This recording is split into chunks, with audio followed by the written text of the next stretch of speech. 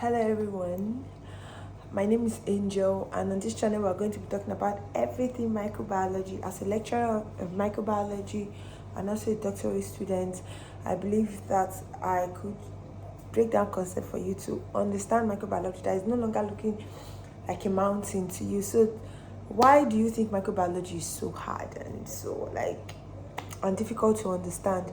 So I'm going to be giving you hints and insights on how you can actually understand microbiology. You see, many students, they cram, they read the names of microorganisms. You see Staphylococcus aureus, you see Enterobacteriaceae, you see E. coli.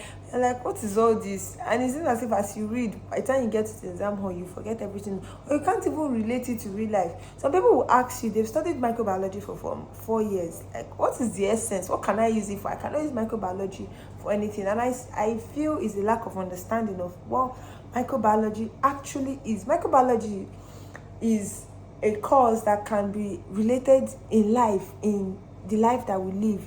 It's so practical, right? Because microorganisms are ubiquitous. You can find them everywhere, and they play a role in everything, every process that occurs in nature. So you see why microbiology is a very interesting course, and you cannot be asked, oh, what am I going to use it for? How do I understand this course? Yeah, one thing that actually makes microbiology difficult for some students is the way we read it. Microbiology concepts are interconnected. When you start from cell biology, you start from what are microorganisms, you go to cell biology, then you start talking of different types of organisms, you talk about pathogenicity, you talk about virulence factor, then we come to immunology, we talk about microbial genetics. They are all interconnected. So your work is, if you can relate the concept of microbiology to real life. For example, what actually made me understand cell biology as a topic is when I had to relate it to a house building, right? I'm going to be talking on cell biology as we progress, a prokaryotic and a eukaryotic cell. When I had to explain it to my students, I used a house as an explanation, and my students today tell me that is that explanation I gave them that helped them in the exam. So I was able to use a house, and that's why it's even stuck with me that even if you wake me up tomorrow morning, at any time, I could be able to explain to you the difference between a prokaryotic and a eukaryotic cell. So microbiology seems abstract, but it's not abstract, right?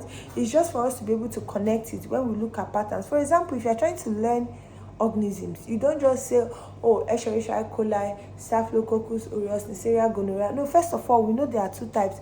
You can relate it under gram negative, gram positive, right? These are one major classification of bacterial organism. When we come to virus, we have enveloped and non-enveloped cells, viral cells. So when you arrange them in categories, your brain will be able to grasp and hold on to it better. Because if you try to memorize it, there are so many microorganisms that you cannot memorize all of the names of microorganisms. You cannot do it. So it's to look for patterns, create patterns. Your brain will always remember patterns than if you were to learn it individually.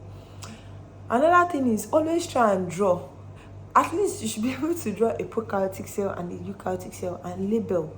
You draw it, when you draw it, you picture it. It's easier for you to keep in your mind than if you have to learn it. A prokaryotic cell. No, once you just draw it, you look at it, your mind already has a picture that it holds on to when you read. So microbiology is not a difficult course, even though it can be dense. I won't undermine that or minimize the fact that microbiology can actually be dense. There are so many things to learn.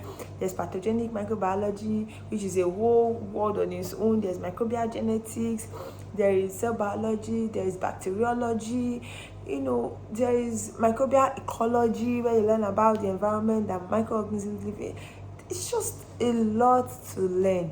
But when you know that these concepts are interconnected, there's also immunology, one of my favorite.